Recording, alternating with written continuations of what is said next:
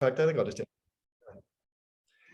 Hey, well, listen, welcome everyone to tonight's presentation. And I'm sure it's getting old for some people, but it's never getting old for me. We don't do webinars at Full Circle. We do magic shows because people may actually be intrigued to attend a magic show. And I got my cohort in crime, Coach Fraser, with me tonight for some really good reasons, which you guys will find out once we get rocking and rolling here. So I think without too much further ado, let's just get right to it. And those that could join will join when they join. So, all right. So we're going to be talking tonight, you guys, and a kind of a fun title, Give Them the Boot. Learn to Recruit, Never Hire. And this was a piece of the puzzle that became clear to me about 20 plus years ago, maybe almost 25 years ago now, when I got tired of bringing on B and C grade talent and realized that I needed a better strategy. And, you know, words have meaning. And so literally just the word recruit completely changes, you know, the outlook for what it is that you're doing when you're bringing on, you know, human resources. The analogy that I use, you guys, I'm driving a Dodge Ram pickup truck right now, which I love, by the way. And back in late 2017, when I was looking to buy this vehicle, I was looking to pick up, you know, a deal on the late 2017s as they were rolling them out at discounts and stuff before the 2018 comes out. And I kept talking to my guy, and he was going and looking for these vehicles, and he'd go, yeah, well, I can get you what you want mostly, but not this and not that. And, you know, was that good enough? And I went, no, keep looking. And he looked, and then finally getting less and less. And finally I had like a one-handed clap moment. And I said, you know, duh, why don't you just order the vehicle you want? Right? And that's what I did. I said, I want this and this and this and this. And I ordered it. And 6 weeks later, I had my truck. That's recruiting, you guys. It's getting crystal clear about what you want, exactly what you want, and doing the work. And we got worksheets tonight we're going to work through to make sure you've got some structure to this. But that's recruiting versus hiring.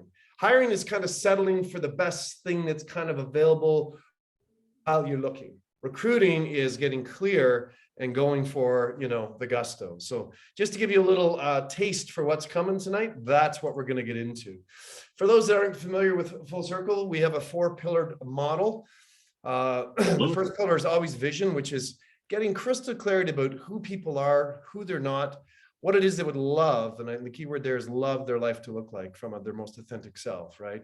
You can't hit a target you can't see. So if we don't have clarity of vision, you're kind of screwed right from the get-go, right? So when there is clarity of vision, though, there can be obstacles in the way. I've never met a human yet who doesn't. And those we call focus blocks, limiting beliefs, fears, guilt, hurts, undeveloped skill sets, undeveloped communication pathways, stuff that's in the way.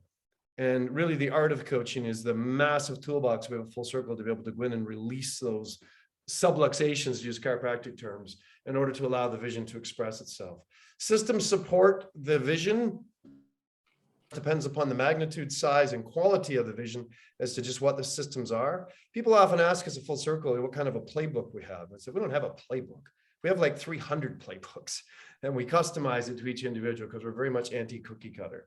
And of course, the one that this conversation tonight fits under is our team pillar, right? Which is, you know, the acronym Together Everyone Achieves More is really what team is about. And team is a great way to create leverage and scale in your business so you can make a bigger impact on your community. You can leverage and scale the business to also to get more joy and fulfillment out of serving at a higher level. And of course, a nice fringe benefit of all that is more revenue and more profit, right? So that's our 4-pillared model. If you look at it underneath our model of excellence diagram, this is how it all fits together, coming down from the essence of who you are, your authentic essence, we call it, as demonstrated by your core values, looking through clarifying your vision, working through the focus blocks and the systems and team members that are needed to support that. So again, for those that aren't familiar with our concepts, that's who we are and what we do. And again, today we're talking about team.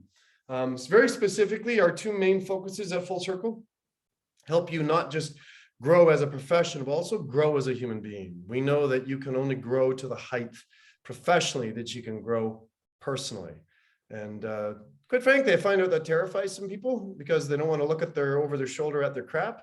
And other people that are our tribe, they're like, I'm in, I get that. I want to grow as a human being and express myself as full as I can, not just in my business, but in my personal life as well. Nice byproduct of that, 99.99% of every people we've worked with in 26 years make more money, and they take an extra day off each week on average. So again, there's variations on that. Some people take more time off, some people take less time off. But I mean, that's one of the byproducts of that. All right. So let's get into this talk tonight about recruiting and how, what are some of the pieces of the puzzle to really understand this concept really well. Okay. It has been my experience consulting in this industry now for, as I said, 26 years, that the vast majority of people that have the entrepreneurial spirit are self-actualized, they're self-realized, they're self-reliant, they're willing to, put it on the line and say, look, I'm going to use my heart, my head, my hands to make a difference in the world and risk getting a paycheck. No guarantees, right? So that's the rugged individualist that B.J. Palmer wrote about very well in his early writings relative to the kind of people that were attracted to, the healthcare profession, particularly chiropractic. But if you take it to extremes, you guys, you end up acting like a one-man band, right? Or one-person band. And there's no leverage or scale in that. There's no camaraderie. There's no accountability. There's no ability to leverage and make a bigger impact on society when you do that. So it's an interesting thing because most of us are wired as rugged individualists and sort of have a tendency to, almost take too much on ourselves, right? As a matter of fact, in the chat right now, just throw it out there. Has anybody ever, let's just jump into the chat, you guys, get your fingers moving. Has anybody ever had a time in their life where they weren't the best delegator in the world? Let's just say that they were literally the quintessential one-person band. Anybody? Just give me a me or 100% or whatever, right? Yeah, there's definitely 100% in there, Nancy, for sure. Yeah, Frey says, no way, Superman. Yeah, Jerry says, yeep. Yep, no questions, right? So this is it's how we're wired, you guys. And it gets us to a certain place. And then it's exactly the thing that we hit our heads on and why we can't grow any farther, right? So this is why this concept of recruiting, not hiring, is so incredibly important, okay? Then what happens, you guys, is this. We take on too much, generally speaking, right? We take on too much. We got we're not trying to juggle 3 balls. We got 15 or 16 balls in the air, trying to keep everything floating. And what starts to happen is things start to fall through the cracks, right? Balls start to drop. Our follow-through starts to suck. And even if our personal follow-through sucks, if we have higher E's, not recruitees, but higher E's, the tendency is because the vast majority of them are B and C plus talent at best, their follow-through sucks. And you end up with this ongoing frustration where I could literally years ago, early in my career, I can remember hearing myself say, I might as well just do it myself, because the frustration of delegating it and them not following through or doing it properly is just, it ain't worth the hassle. And literally, you guys, it's a common thing when you're in that rugged individualist type mindset, but it's also not the way forward because you absolutely only get so many hours in the day, so much energy. And when that follow through starts to suck, boy, everything starts to fall apart. And now I've seen people get into so much apathy, they stop setting goals. Right? They just kind of go into autopilot. And the next thing you know, the business goes down, fulfillment goes down, joy goes down, profit goes down, whole thing starts to roll through, right? That's basically what happens, you guys. And we see it all the time at Full Circle is we see people that get, basically stuck in a rut. There's an old axiom in biology, which is survival of the species, right? That's one of the first, that's like one of the main premises in biology is survival of the species. And so, when there's a challenge going on, you can either, freeze, right? It's very common animal behavior, right? You can freeze, you can fight, or you can flight, right? And the conservation of energy, the one that's the most conserving of energy is to just freeze. So what we end up is we see a lot of people just procrastinating because it's better not to do anything than it is to waste energy and waste time. But what you end up with then is in this really, really deep rut.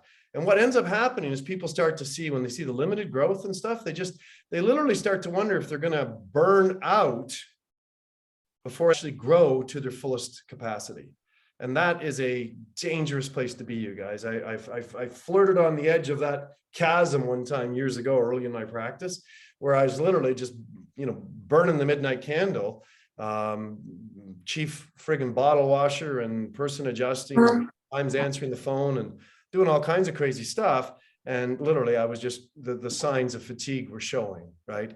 So there is another way, you guys, right? And this is where you can get the support you need by actually bringing on A+ talent.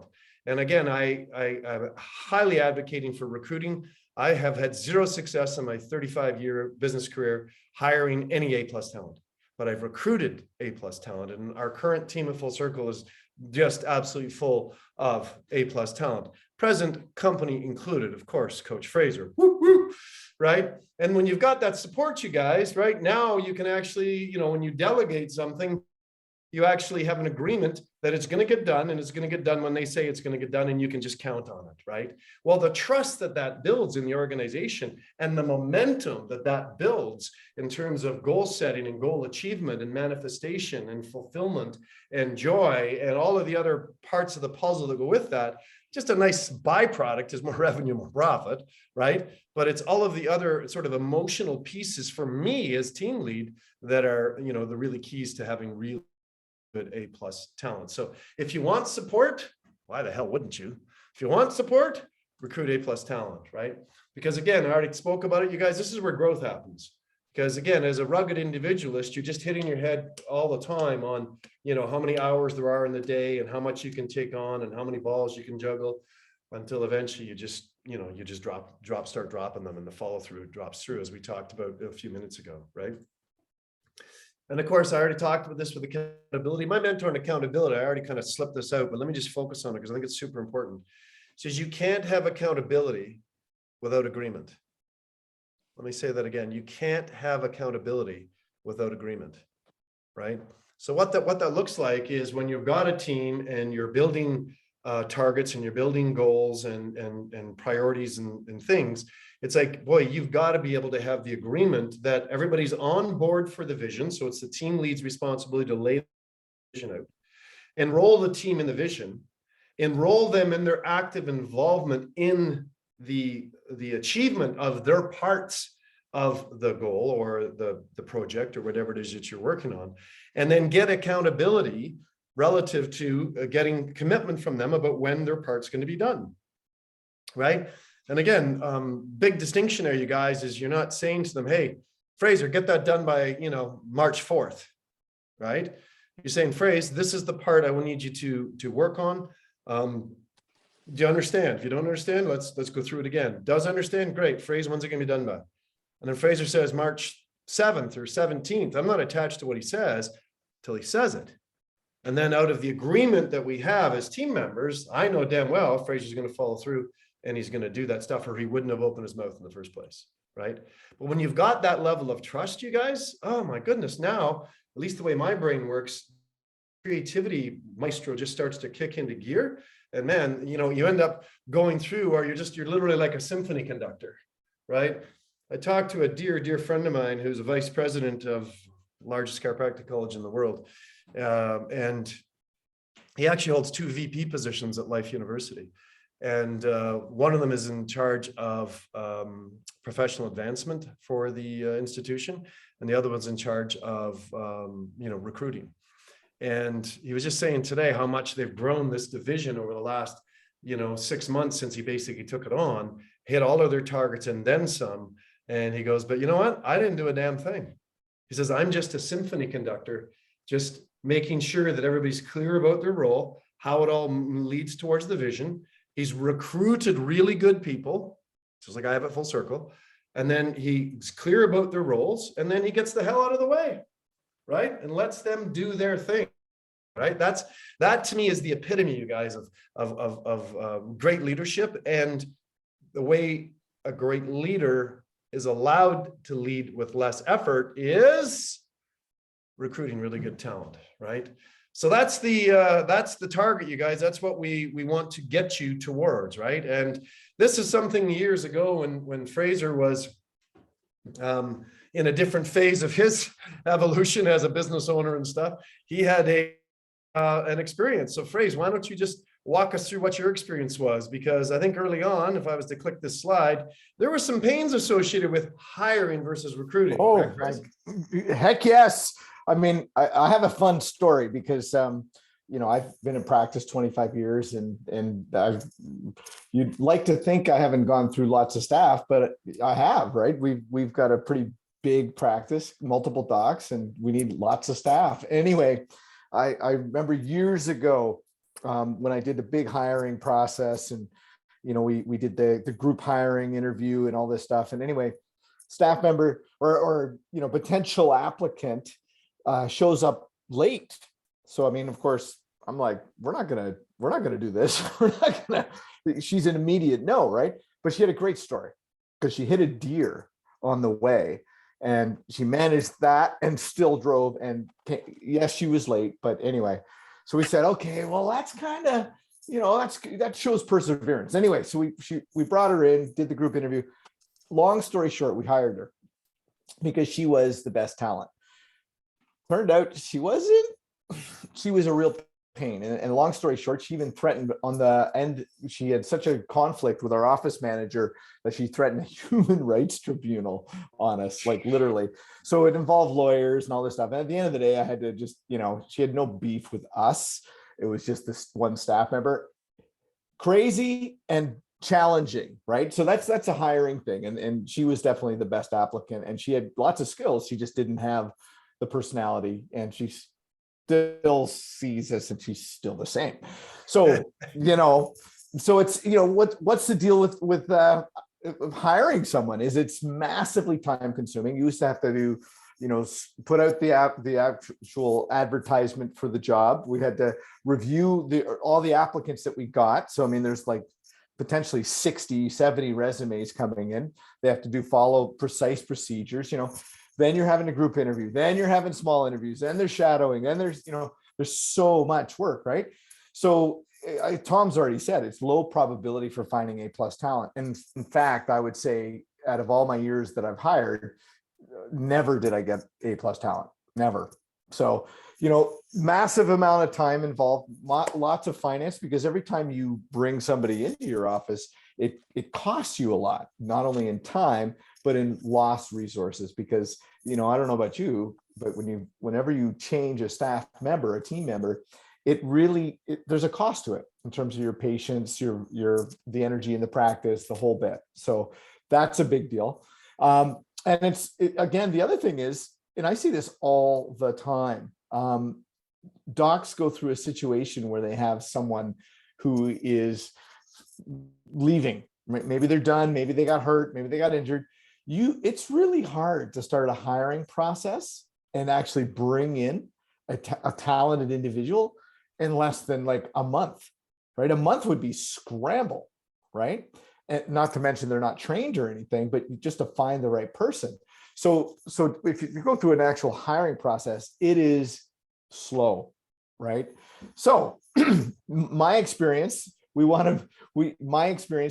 hiring has been really a slow turn. It's a high turnover rather, right?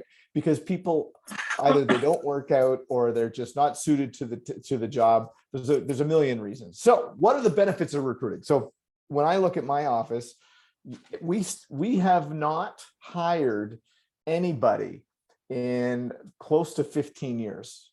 We've recruited them. Okay. And there's a big difference, meaning we've not done group interviews. We've not asked for applicants. We've not done that. What we've done is we've gone out and sought people who we thought would be great for a role, pre-screened them before the job was even available, done an interview. We know who these people are. We know they have talent. We know they've got personality, right? They're not going to scare us later on with crazy personality characteristics. So we already know them. So that makes such a difference, right? So here's the beauty. Like Tom's been really good at this. We were doing recruiting a bit long time ago, but we've refined it because Tom always said you got to have a bench, right? So the best thing that you can do in your office is have just like a hockey team, right? You have a bench full of players, and they're not necessarily in the game. They're on the bench waiting to go in. So if you've got 3 people on the bench for every role in your office, And say my office manager goes down, who knows? Maybe she's sick, maybe it's COVID, maybe she's just fed up with me. She's gone. Well, I can go to my list of potential recruits that I've already vetted and reviewed, and I can call one of them up, and I can probably have one of them start within a week if we had to. So the speed of recruiting is far more rapid with far less risk. Okay. And in my experience, so we've hired, or we've recruited for 15 years, and my staff is all around 10 years with me now, right now. So we don't have turnover, right? They're with us long haul, and they're A+ talent, and they'll go the extra mile with us. So there's some of the benefits of recruiting versus hiring. And certainly in our experience, it's been priceless. Awesome share, Fraser. Appreciate you taking the time sort of come in and share those pieces. It's and as you said, we haven't really get into much talk about bench on this particular conversation, but we will in other conversations. But definitely a wise business strategy for sure, right? So, all right, well, let's talk about the 5 keys to recruiting, you guys. And if you're a note taker, we actually are going to be covering these in more depth when we get into the worksheets, so you can maybe just kind of follow along. But if I'm always a note taker when I'm engaged in these kinds of processes, you guys, so there might be a couple of pieces here, right? The 5 steps we're going to go through, you guys, are 5 of the keys. Not that there's only 5, but the 5 main keys are to really to identify who this human is. And we'll talk about the details of that, both psychographics and demographics, in a minute. And then you want to be asking, always thinking about it from their perspective, because A+ talent has options for where they work, you guys, right? There's a lot of options. There's a lot of other places where they could be having great opportunities and stuff, right? So you want to be thinking about it from their perspective, and what's in it for me as the new recruit, right? We're going to talk about outcomes assessments, which is something that people just still seem to struggle with the concept. And we're a huge fan of 3 interviews as you work your way down through. And then the final step is to actually recruit, and we'll talk about what that means. So again, when you're identifying, you guys, you are really going through and clarifying in great detail who this human is, right? And putting that energy up front and doing the due diligence to clearly outline and define who they are. Again, we're going to be talking about psychographics and demographics, right? So psychographics, right? What kind of character traits are you looking for in this person? What character traits or attributes or capabilities or skills would they need to have in order to be, great at the whatever the role is, right? So let's just say that it's somebody that's on the front desk for in a chiropractic office, right? Well, what are the character traits you'd want to have with somebody who's, at the front desk? Well, I would say one is you'd want them to be very personable, right? You want them to be that friendly, smiley face at the front desk when people walk in the door. And my team was always taught that if someone's to walk in our office, interact with the team, somehow have a mini stroke and walk out without being checked by the doc, they had an experience of healing happen with the admin team, so that they were a more whole person walking out the door than they were walking in, right? So again, what kind of character traits are you looking for there? Well, you're also looking for somebody that is, at least in my opinion, not only someone who's very friendly, but you're also somebody that can be, that has a sense of integrity and a sense of follow through. And when they get a procedure and stuff, they're gonna follow it through and do it properly. Also, loyalty is a big one in my books, right? Because when you're working with a team and you're building trust, you've got to be looking for I want to be looking for that character trait. And so as we get into interviews, you guys, you can be asking questions. It can be looking for whatever character traits you identify, whatever capabilities you identify as you're identifying the psychographics of this person. You can be asking questions that can lead and draw out to find out whether that person is actually going to be able to exhibit that trait or not. Okay. We're talking about demographics, you guys. I mean, we literally, be looking for things like where would this person that you're identifying, where would they play, right? Where would they pray? Where would they already be working somewhere? Right? Does it matter to you? Does it matter whether they're male or female? Does it matter whether they're, experienced or not? Right? Does it matter whether they have, like, one of our requirements at Full Circle is that everybody would have a minimum of 2 years previous experience for whatever the role is, right? So again, if you don't have sorts of guidelines and rules, laying out and doing your due diligence for what you're looking for, you won't recognize the person when they walk across your path.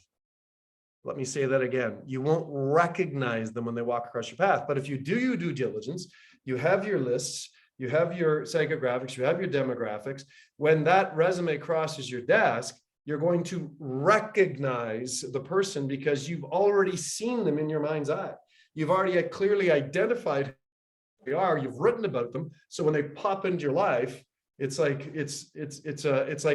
a matchmaking kind of a thing. Okay.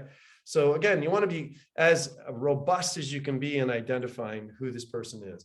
We already talked a little bit about this, you guys, but the WIIFM, the what's in it for me, right? Because again, when you're looking for A+ talent, they got lots of options for where they can be working and what they can be doing, right? So a couple of pieces here, and we'll deal with more of this into the worksheets, but things like a unique hiring proposition, right? The quality of the contract, the quality of the compensation.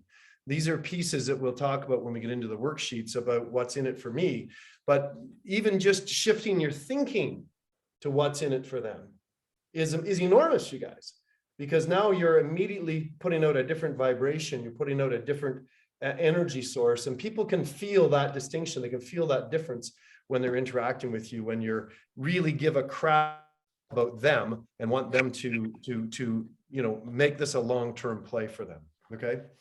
Outcomes assessments are really straightforward. They take a little bit of time to create, but again, I have a standing belief in human potential.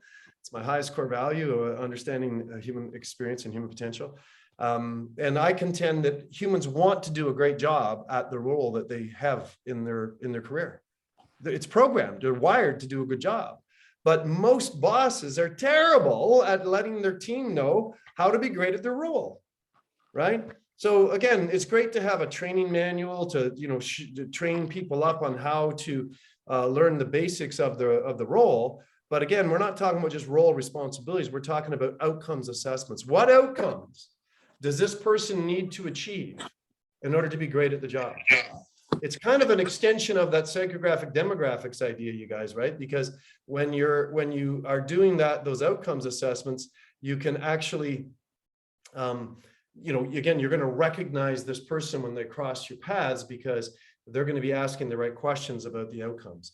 I know our amazing Tanya, our bookkeeper, when I created outcomes assessments for her role 9 years ago, and you can always tell an A player from a B or a C, you guys, because I talked to her about the position. I talked to her about, we believe in outcomes assessments, not job responsibility, the outcomes you need to achieve.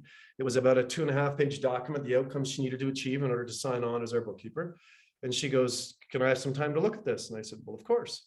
And she goes, "Would it be all right if we met later this week?" And I said, "Of course."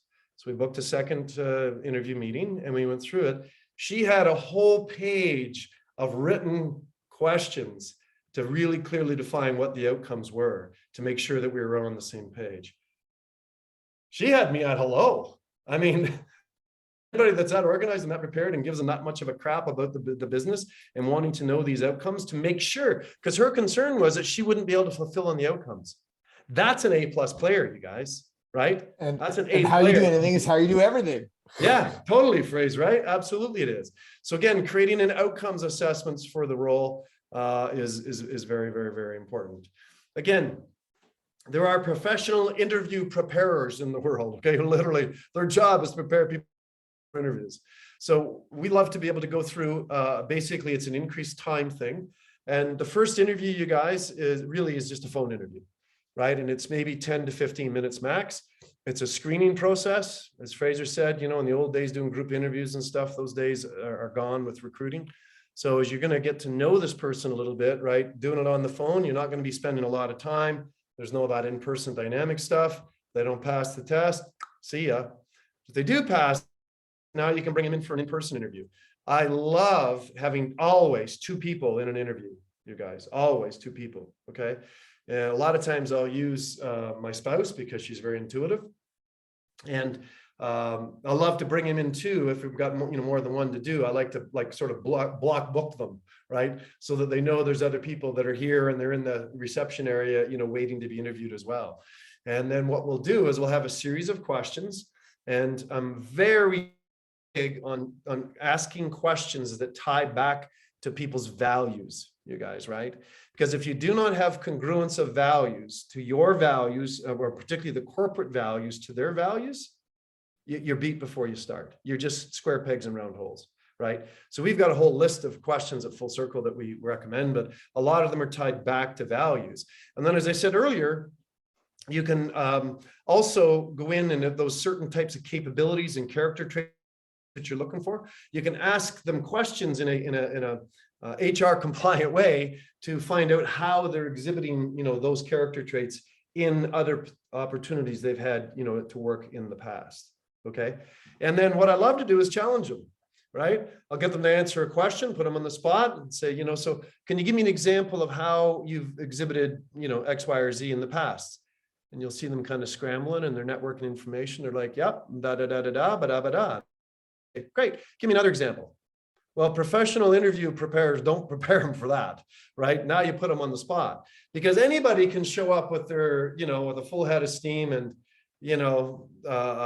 being well prepared for the interview. Put them on the spot, stress them. That's when you're really going to find out, what a person's made of. If they pass that, the third interview, you guys, is really if you're down to your last, say, 2 or 3. And I'm a huge fan of doing these off-site. Okay, take the person off site. And one of my mentors on this, Rick Sapio out of Dallas, he gave me a little tip. And the last time I was bringing on a admin staff member, a personal admin staff, this really saved my bacon because I was down to two team members or 2 people that I was recruiting. And it looked at the time, they were both pretty equal relative to experience and the interviews. And which, by the way, when you're doing an interview, that 2-person interview, as I suggested, once they leave, write a number down between 0 and 100 for how you would grade them. Okay. And then get the other person that's in the interview room to do that as well. And what I advocate for is that I'm usually the one asking questions and I'm watching for nonverbal. I'm looking for tells. I'm looking for, different communication things, whereas the other person's writing stuff down. Right. And so they have a little different experience with it. But I would give a score. And in this case, my wife would give a score. And then we take average of the score to see what the rating was, right? And it was interesting. We were usually within about 5 points, right, of each other. So that's that piece. But again, in terms of the off-site in-person interview, you guys, buy them dinner, right? And then if possible, have them meet you at the restaurant and have them, drive up and then go and walk them from their car to the restaurant. Or if you can't, because of the timing of it or the city or whatever, if you can't do that, then definitely after dinner, walk them to their car. It's a nice thing to do, but also look in their car. This was so telling for me, you guys, this last story I was going to tell you, these 2 women that I thought were quite equally matched. The one woman comes for her interview on a Tuesday, and she got there, and almost from the time she opened her mouth, all she did was bitch about her ex-husband. For like 80% of the conversation, she bitched about her ex-husband. She didn't bring a resume, any questions about the outcomes assessment. She just basically bitched and moaned the entire time. I was 12 minutes into this dinner and I wanted to leave, right? But we kind of already committed, we'd ordered whatever, I had to sort of suffer through it. I walked her to her car. Her car looked like a fast food disaster. Right? It was messy. There was boxes everywhere and old pizza boxes in the back, and it was dirty. And there was water bottles, half empty water bottles hanging. It was just a disaster, right? How you do anything, it's how you do everything, right? The next night, same restaurant, same time, woman comes. She's got 2 copies of her resume, one for me, one for my wife, even though we already had copies. She's got 37 questions about the outcomes assessment to get absolute crystal clarity. I mean, I just adored this human. We walk her out to her car. You swear her car came right off the parking lot, right? It was just immaculately clean and well preserved. How you do anything is how you do everything.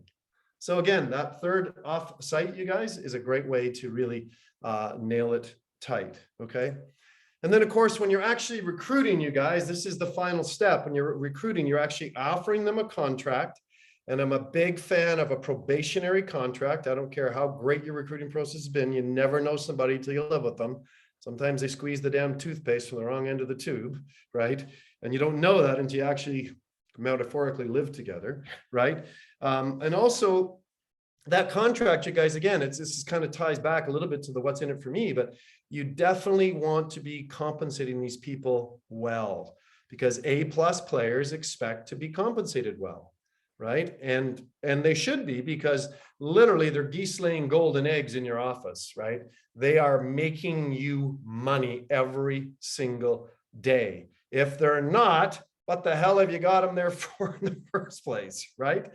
But when they're making you 300-400% sometimes on the dollars, and it's pretty easy to do the math, you guys, right? Because chiropractic is a service-based industry, right? I mean, most people can see at least 4 more people an hour, if not 6 or 8 more people an hour, if not 12 more people an hour when they have a front desk staff, versus when they're, answering the phone, doing all the adjustments, taking the money, booking the appointments, doing the ROFs, like doing everything, right? They're like, how many people could you see per hour? Well, if you could see an extra even 4 people an hour, you guys, right? And your average fee for service is $50. Well, that's another $200 of revenue you could create in an hour. Even A+ talent doesn't go for $200 an hour, you guys, right? Even if you're paying them $30 or $40 an hour, you're still way over the top in terms of your ROI, right? So again, don't be chintzy when you're coming to looking for A+ talent and you're recruiting them, you guys. Also a huge fan, we're huge fans at Full Circle at bonuses, productivity-based bonuses, right? Which again is a related conversation, but we'll save that one for another day. So, well, listen, let's just ask you guys in the chat, right? What's been most valuable for you so far and why? So let's just jump into the chat, you guys, and let us know what's been the most meaningful for you so far. I'd love to just get a little bit of feedback while I rest my voice and get a sip of water here.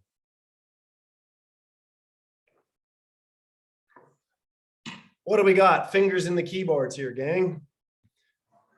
What has been most valuable so far and why?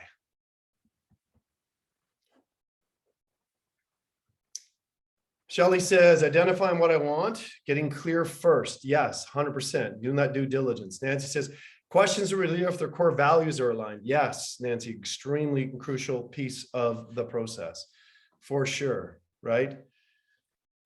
Anybody else? What else is there? The depth of the process. Yeah, Jerry, for sure. It's like anything, you guys. The more on the front end you give, the more you're going to get out of it, right? Phrase says, walking to the car. How you do anything is how you do everything. Yeah, there's little tips like that, you guys, that can make all the difference in the world. Okay.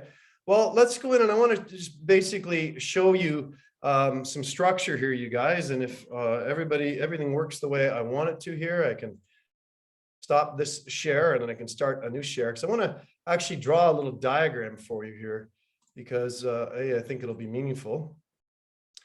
Oh, a plugin is required. Well, why is that? Well, that plugin has already been installed like 100 times. So let's just see. Here we go. New plugins. Boy, you gotta love Zoom and their little requirements all the time. Okay, so we talked about the 5 steps being to identify, right?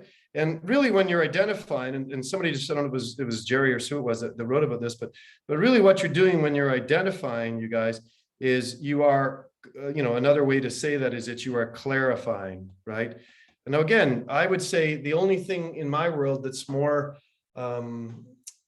endearing than inviting somebody in to work on my business is inviting somebody to be a part of my family, right? So investing that front end side and clarifying exactly who you're looking for, because as Fraser said, that the classic example, when you're turning staff over as regularly as most people do because hiring, not recruiting, right? Our analysis, Shazia helped me with this about 18 months ago.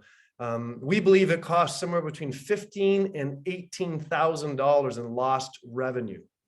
Let me say it again, $15,000 to $18,000 economically in lost revenue every time you replace a team member, okay? But you look at the confusion in the office, the slowness with which stuff's getting done, the stuff that slips through the cracks, the recalls that don't get done, the systems that aren't working properly and stuff, right? We've ran these numbers, you guys, it's quite expensive. So again, you think about, your average person rotating through staff every 3 years, and it's costing you 15, 18, maybe 20,000 every time. You just recruited A+ talent and paid them properly and then had them there for 10, 20, 30 years. Economically, it's a brainer, right? But it's also emotionally a lot less draining as well, which is, I think, an incredibly important part of it. The what's in it for me, you guys, really, this is about balancing perceptions, okay? Because there's this, you know, the extreme of this. The extreme of this is where, you know, the old Ivory League boss, right? Who's just like, you're damn lucky to be able to come and work in my company. You know, it's like, I'm God, you're just a little peon, and you know, you're lucky to be able to be here. A+ talent's like, see ya, right? I got a lot of places that I could work because I know I'm an A+ talent, right? So again, when you're talking about what's in it for me, you're really talking about balancing your perceptions. Outcomes assessments, you guys, is really all about ensuring that you are stacking the deck to have excellence on your team, okay? And again, good team members, recruited team members are just worth, I mean, it's a quantum level. It's not a doubling as well. It's a quantum level when you get people that are at that level of excellence, okay? The 3 interviews, you guys, really what you're looking for here is consistency, right? You're looking for a consistency of experience. You want that person to be the same person, whether they're out for dinner with you, they're on the phone, or they're in person, whether they're in front of you or the secondary person that's interviewing, or, you know, whatever, right? So that consistency, because how you do anything is how you do everything, right? And so you want to be able to tap into that. And of course, the concept of recruiting, you guys, is really, it's really just part of a really smart business strategy, right? So when you can put all of this into almost like rings, you guys, right? So when you're working to clarify and investing the time up front, lazy people don't invest the time up front, and it bites them in the ass every time, you guys, right? It takes energy to recruit properly, but it's worth it in the long run.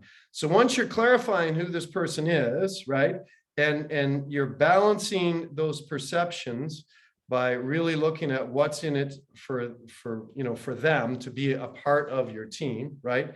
And now we're looking for a state of excellence, right? And the final circle, you guys, over here is where we're looking for that consistency of who this person is and how they show up. Right in here, you guys, right in here is really the sweet spot, right? This is where you're going to get that ability to recruit really high-end talent, okay? So those are the important pieces of the puzzle that we want to be sure that you guys are getting access to as we move through this piece. Anybody have any questions here before I start to just roll through the last couple of pieces here? If you're in a really quiet background, you feel free to come off mute. We've got a small group here tonight, so it's fine to come off mute if you would choose to. Okay. Well, let's go into the worksheets then, you guys, because nobody seems to be too jumping up and down right now relative to the asking any questions. So let's just go through. Hang on one quick sec. I got a couple of buttons to click here, you guys, in order to get to where it is that I want to be.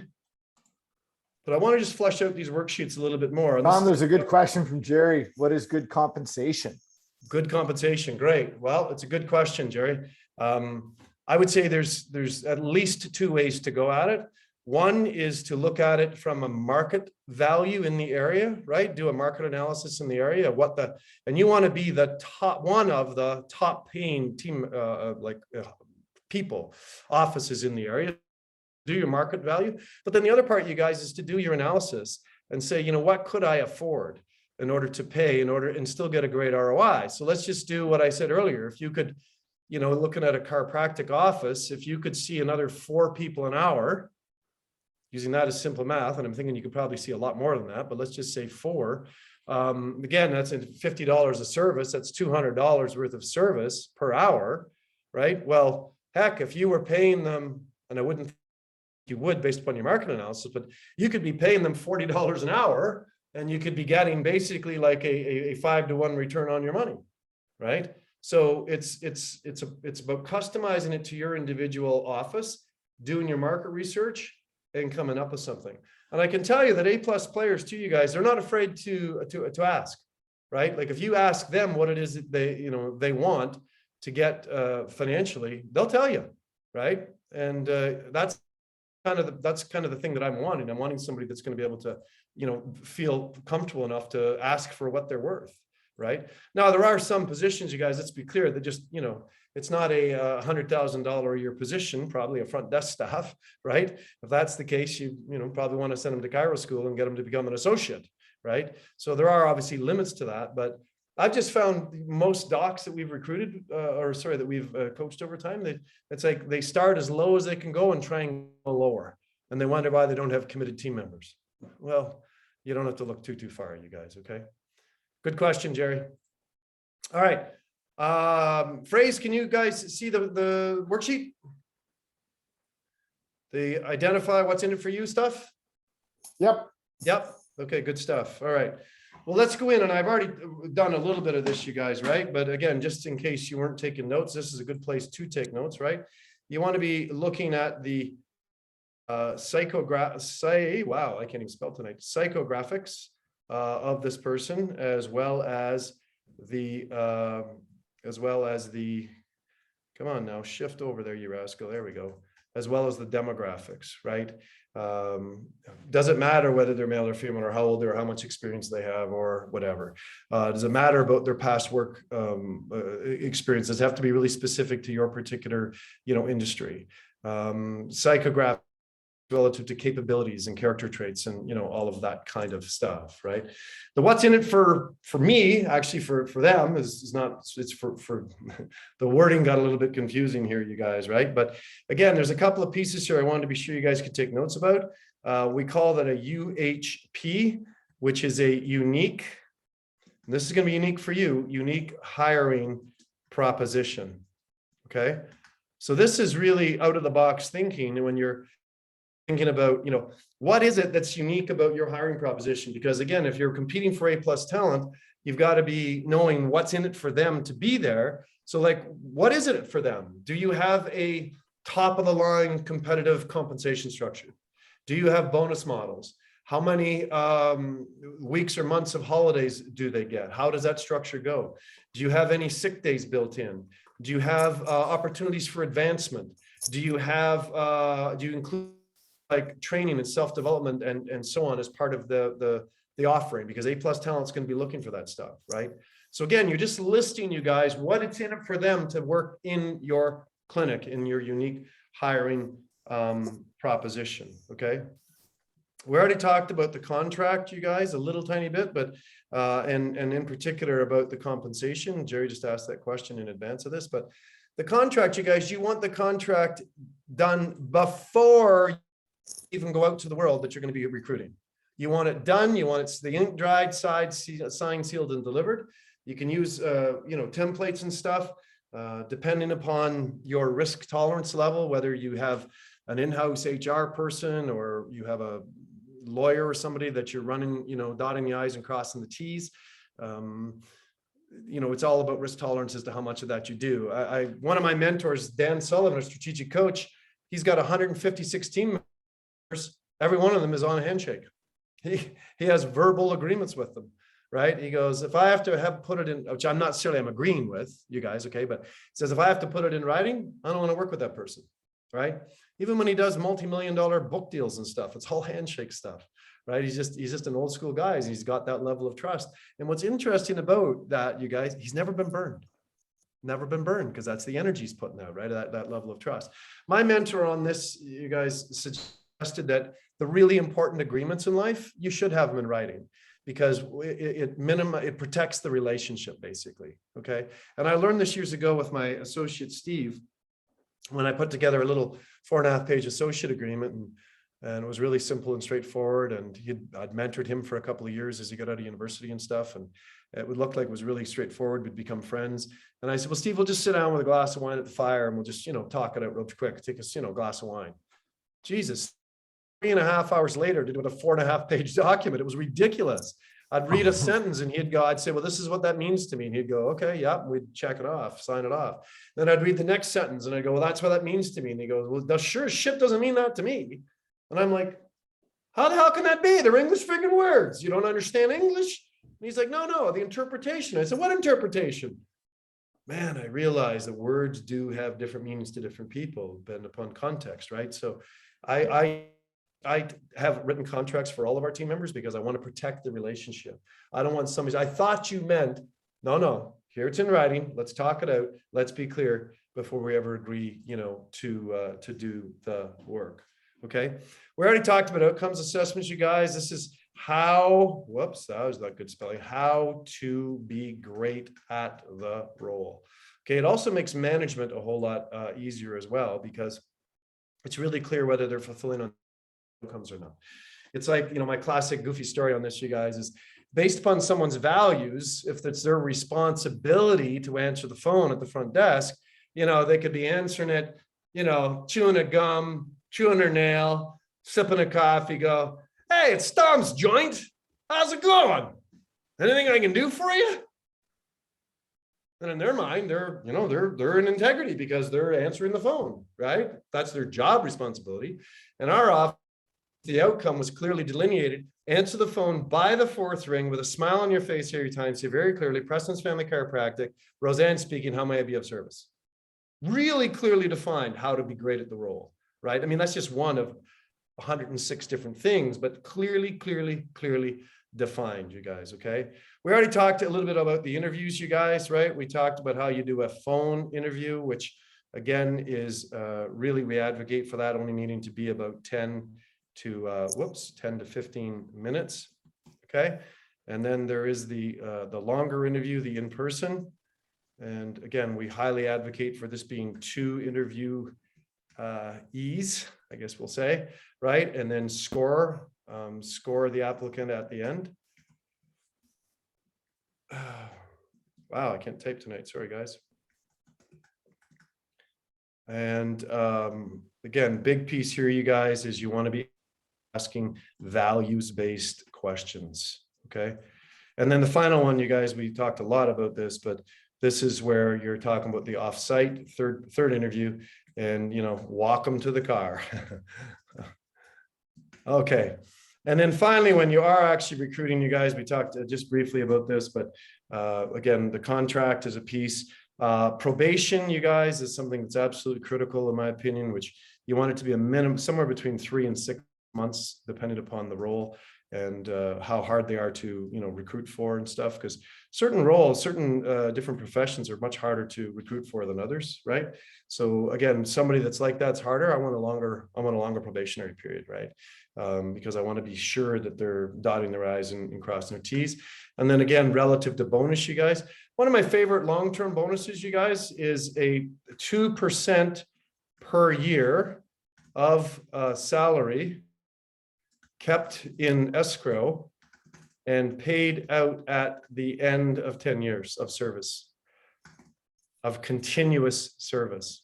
They leave after 8 years, it's gone. It's clearly delineated in their contract, right?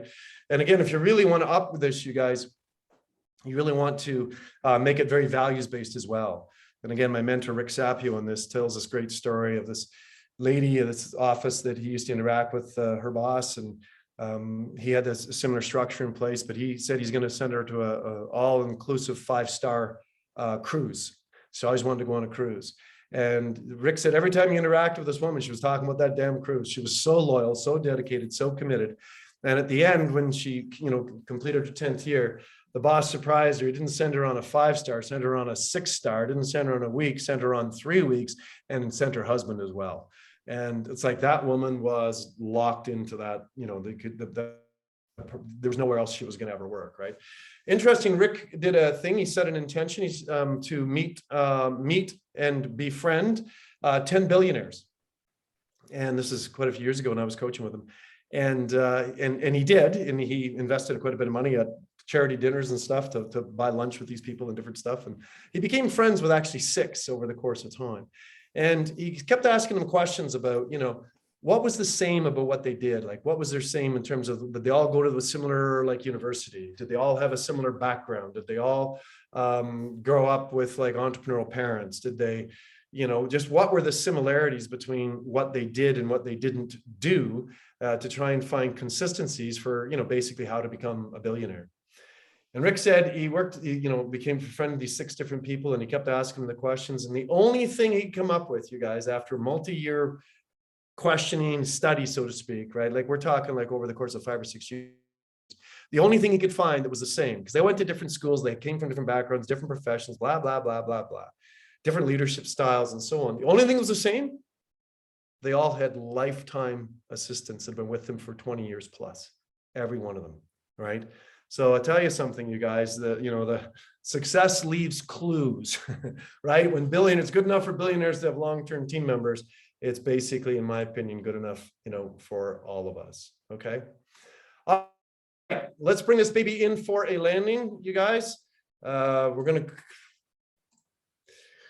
So Tom, the coach, says 2 really quick points. If you remember nothing else tonight, you guys, okay? Be quick to fire, okay? Be quick to fire. Rip the Band-Aid off quickly, okay? That's why literally we had some fun with this title. Joe and I, when we come up with this title, give them the boot. Because if you don't have A+ talent, you guys, get rid of them. Get rid of them and recruit A+ talent, because of the difference it's going to make in your life emotionally, as well as your sense of fulfillment, as well as financially. So be quick to fire and never hire. Always recruit. Okay. If you're a note taker, that's worthy of jotting down. Never, ever, ever, ever hire. Okay.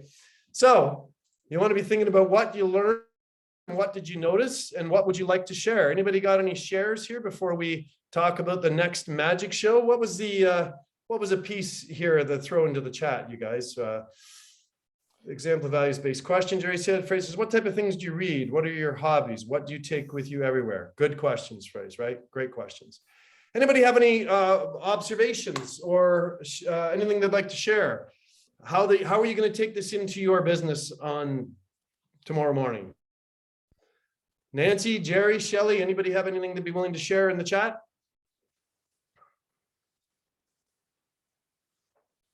How are you going to use this recruiting data starting tomorrow or tonight, possibly, right? What are the fingers going to say?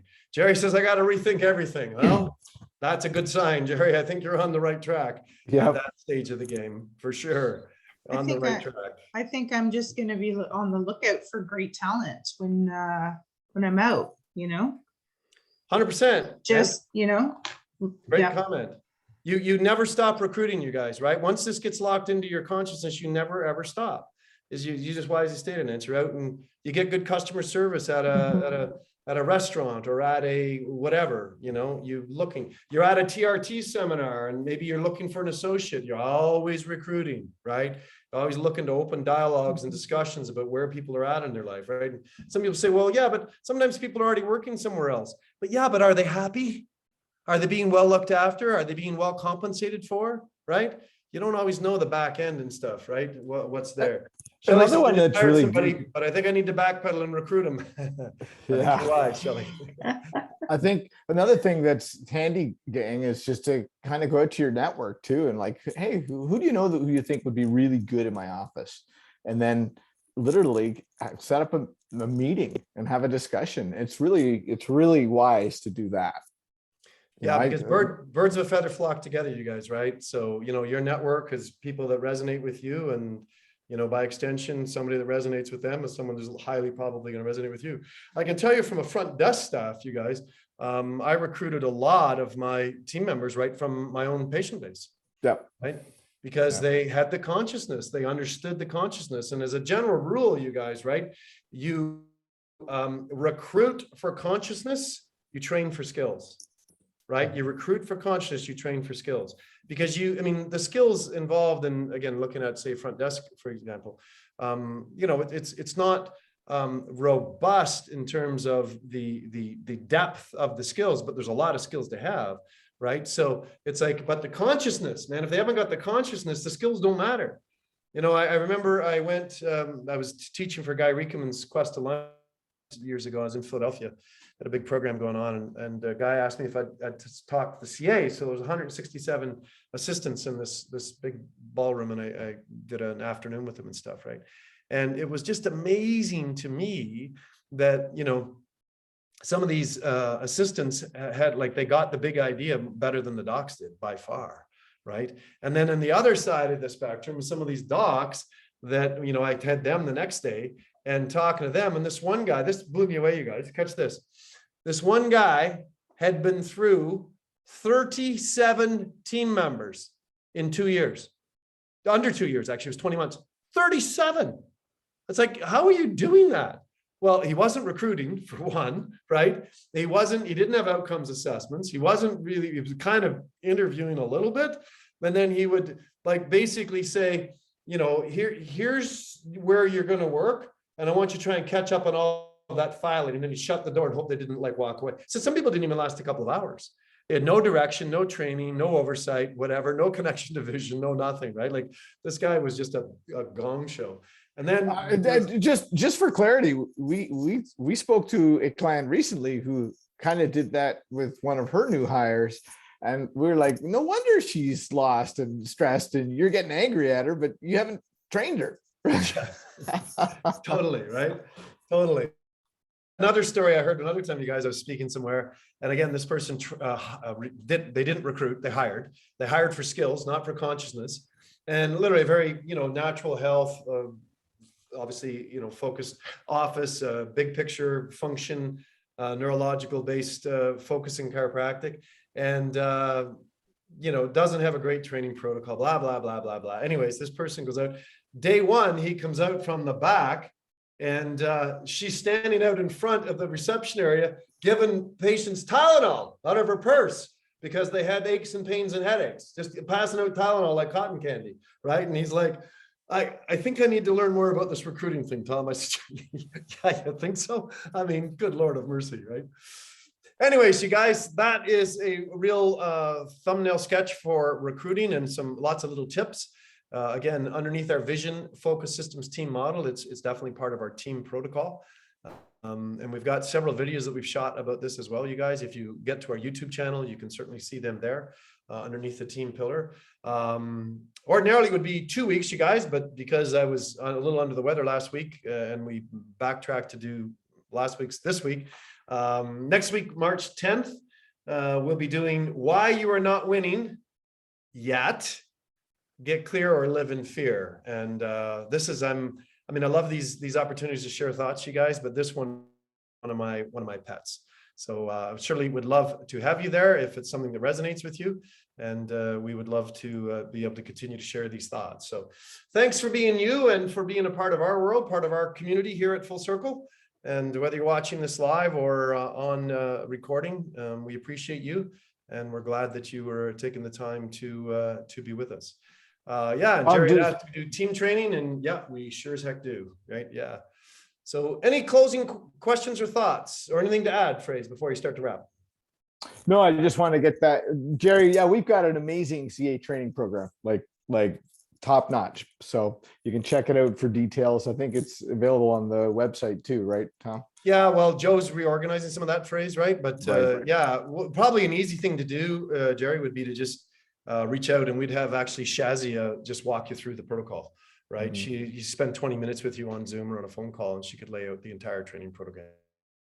She's got an intermediate level program that's got complete with quizzes and exams and stuff and follow through. It's a part of it's paint by numbers, part of it's customized based upon some one-on-one coaching she does. So again, lots of good stuff there. We've had people do that program that are brand new, and we've had people do that program been in assistance for 25 years, and they always get something out of it, right? Shazia is just world class, absolutely all the way. So nothing but accolades for her and what she does. So. All right, anybody else have any questions or thoughts before we start to wrap? You're most welcome, Shelley. It's always nice to have you. And Jerry, again, if we can be of service, just, reach out. And Nance, you know what? I won't be so bold as to ask how the hair looks under the hat. I'll just trust that there was a reason you threw it on. But you best be bringing that hat to retreat this summer, girl. I'll tell you, that's a world-class hat. Phrase, thanks so much for your ability to be here tonight, my brother. Appreciate you as always. And everybody, wherever you are in the world, enjoy the rest of your evening, and we'll chat with you next week. All right. Night, everybody. Good night.